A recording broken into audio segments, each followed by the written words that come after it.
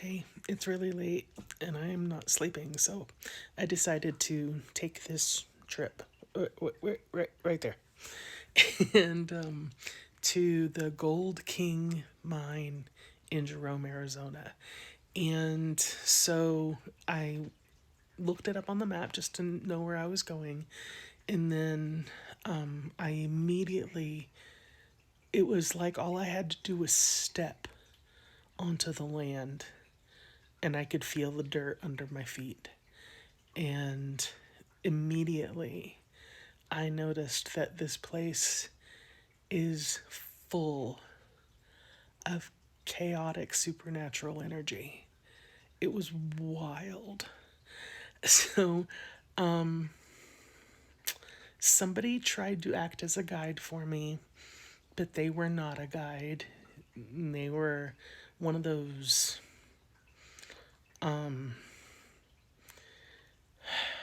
let's just say it was not a good spirit. But anyway, so I got rid of them. But before I got rid of them, they directed me towards the mine shaft. There's apparently a huge mine there, and I immediately got that it was a gold mine. And so I was guessing that it was established sometime around the 1850s because that's when gold was discovered in Colorado, but sometime in the 1800s. And when you step into the mine shaft, the first thing you can feel is Tommy knockers. There are Tommy knockers in that mine, and I could hear them knocking. And then, but they didn't feel like they were malicious or anything. They just are, and I've never experienced Tommy knockers. They were just like supernatural beings or interdimensional beings that live within mountains. And when people build mine shafts and stuff, the Tommy knockers become active. It's like they woke them up. And I also got that that it's not safe in there. Not that there's going to be cave-ins or anything like that, but like people could go in there and get lost and disappear and just not be found for a very long time, if ever. So if you go there, be very careful and follow the rules. Then, I was taking a look around the town, and it just seems like a small, old ghost town, small community, and I could immediately feel all the different dimensions and timelines. And there are ley lines that run through this town. And I was getting that it was like a perpendicular, like a crossroads ley line. And if you're somebody who's sensitive, you could easily take a peek or feel into timelines that go back or even forward in history, or you could step into other dimensions, which is where all of the supernatural beings reside.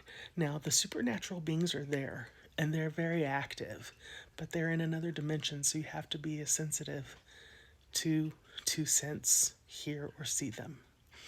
The same thing with the timelines. Like you could easily peek into this place as it was in the 1800s when it was a mining town. And when the mine was active, I should say. And then I was led back in time, back to like 10, 12,000 years. First indigenous people. And I got the energy has always been like that there. It's always been known as a very spooky supernatural place, and the indigenous people did not really like being there.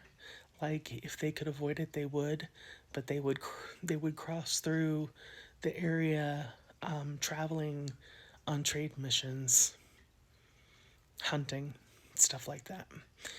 But they would hold ceremonies and rituals there and leave offerings to appease the spirits. And going forward in time, there were other indigenous societies who set up protections for that land to try to calm the spirits and keep the activity to a minimum. They've always known that the energy is, it feels like if you lived right next door to an old power plant, all that chaotic energy just hitting you, and it feels like if you stayed there long enough, you could lose your mind or you could get a brain tumor. That's the kind of energy that was hitting me in the head. I had a headache before I was done. And, but don't worry, I can cleanse and protect. But, so yeah, I got the impression that, because there's a state park there, so there's a lot of open space.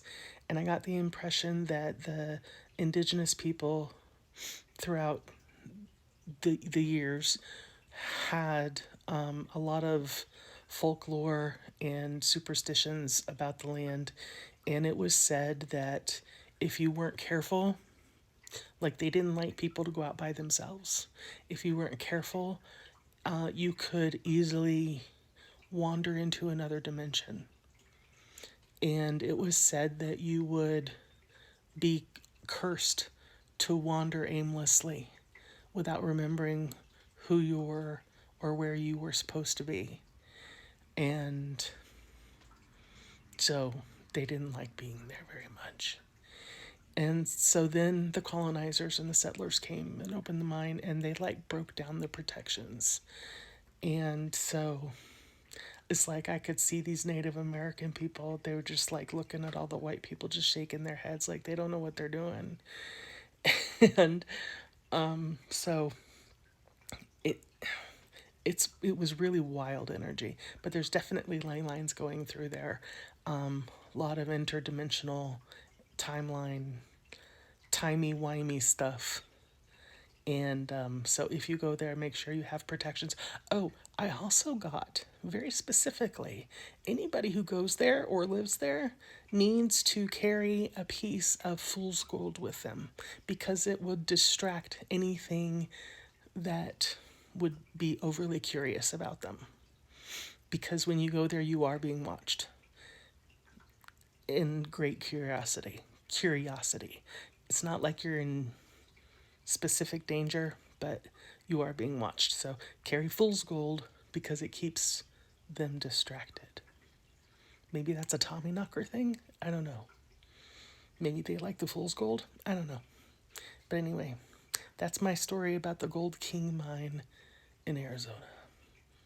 Thank you. Bye bye. Love you.